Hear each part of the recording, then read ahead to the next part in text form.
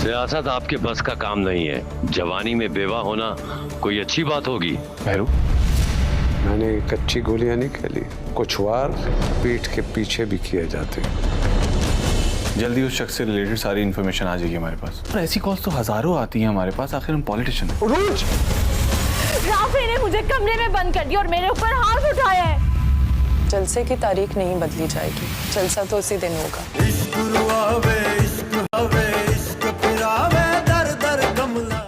अस्सलामुअलैकुम viewers, welcome to my YouTube channel. इस video में हम आपको बताने वाले हैं ड्रामा सीरियल इक़्तिदार के अगले एपिसोड में क्या होने वाला है। व्यूअर्स, इस ड्रामे की अगली एपिसोड हमें हिला के रख देगी, लिहाजा इस वीडियो को एंड तक लाजमी देखिएगा।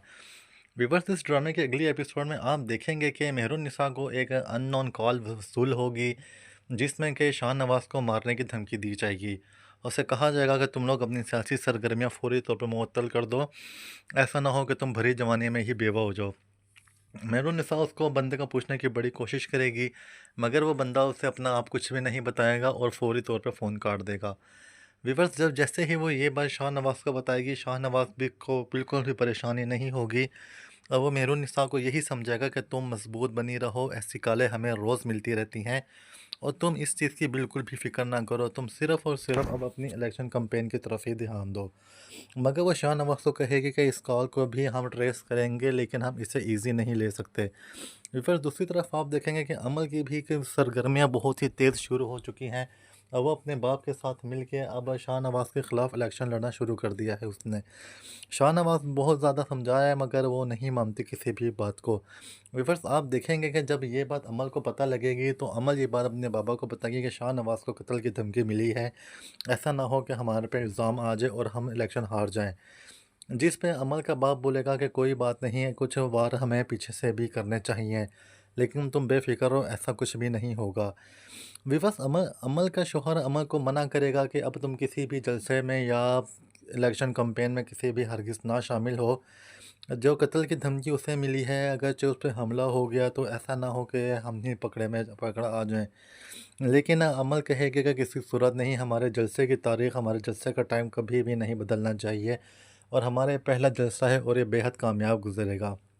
व्यूअर्स, दूसरी तरफ आप देखेंगे कि राफ़े और अमल में एक दफ़ा दोबारा बहस होगी बीजी की तबीयत को लेकर। और अमल जब राफ़े जब कहेगा रोज़ को कि तुम पूरे घर की सफाई करो, आज माँ की तबीयत ख़राब है, तो आप देखेंगे कि रोज़ को बहुत ही ज़्यादा गुस्सा आ जाएगा और उनकी आपस में बहुत ही ज़्यादा लड़ाई होगी, जिसकी वजह से अरूज पे हाथ उठा देगा और राफ़े उसको कमरे में भी बंद करके गुस्से में चला जाएगा।